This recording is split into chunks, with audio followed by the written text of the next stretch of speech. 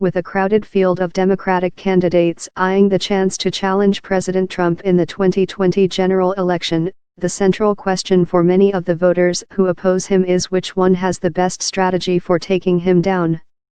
I'm very much against the current administration, so I'm listening to everyone who's running against him, said retired public school teacher Diane Lombardi, 59.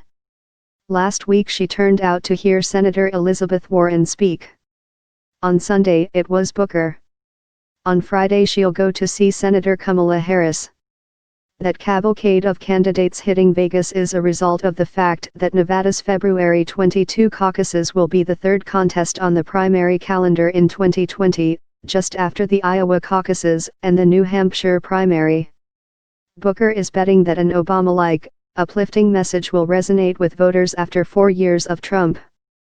I really like Cory Booker and his message of unity, Taylor Johns, a 28-year-old casino worker, told News Pulse News. In this time, after so much division, Booker is so empathetic and is delivering a really positive message of showing people love even if you disagree with them. That's going to be something that's going to be necessary after this administration. Like Harris's stump speech, Booker's is designed to introduce himself to voters who may not know much about him. Unlike Harris, who has sometimes left voters questioning the specifics of her former career in law enforcement as well as her platform, Booker's story flows more evenly. Booker recounted the systematic discrimination his African American parents, both executives faced when they attempted to buy a home in New Jersey in 1969. They found this great group of lawyers and set up a sting operation, Booker said, recounting how his parents would go look at house only to be told by a realtor it had already been sold. Then his lawyers sent in a volunteer white couple, who were encouraged to make offer on the property.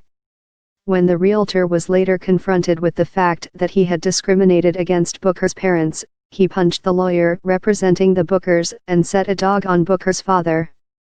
In the end, however, his parents prevailed and, under threat of legal action, were allowed to purchase the house.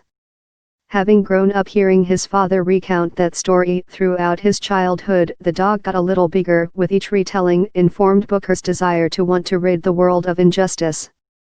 It's those personal connections that make the policy sections of his speech feel authentic. Like Warren, Booker pushed universal pre-K education and universal health care in his Sunday speech, and spoke in favor of aggressively combating climate change with the Green New Deal pushed by progressive activists. A graduate of Stanford University, Yale Law School and a Rhodes Scholar at Oxford, Booker, 49, is one of the better public speakers in the Democratic field. Taking questions from roughly a dozen audience members, he seemed to thrive on the opportunity to discuss the concerns of voters. When asked what can be done to end the school-to-prison pipeline, Booker circled back to his proudest legislative achievement to date, helping shepherd criminal justice reform into law. We lock up the most vulnerable in our society, Booker said before broadening the discussion to include women. 86% of the women we incarcerate are survivors of sexual assault, he added. Asked about the Trump administration of separating migrant parents attempting to enter the country illegally from their children, Booker called practice moral vandalism, and vowed to end it if elected president. Despite the frustrations expressed by those in the room and the enormity of the challenges issues like climate change represents, Booker's takeaway message was to tell them to remain positive about the country's future, and he closed his remarks but urging them not to give up on a word whose significance wasn't lost on the room. Hope is the active conviction that despair will never have the last word, he said. When the ovation he received finally died down, Booker continued to take questions and pose for selfies with fans. Sitting nearby, his mother reflected on her son's performance. I'm very pleased with him today. I'm very pleased he's running for this high office because I believe this is a time in our history when we really need positive leadership, she said before adding, I just wish his father was here. At a press gaggle following his speech, News Pulse News asked Booker how he planned to pay for things like universal health care and universal preschool. Bringing the corporate tax rate back up to 25-26% brings in a lot more revenue. Getting rid of loopholes, like carried interest, brings in a lot of revenue, Booker replied. Raising the marginal tax rates that were reduced in this tax bill under President Trump, raising them just to what they were in the Obama administration, raises tremendous revenue, and they wouldn't touch 98% of Americans. But it's not just a return Obama-era tax rates that Booker foresees. His campaign itself is built on bridging the partisan divide. While that goal proved short-lived for the 44th president, Booker says that's no reason to give up hope.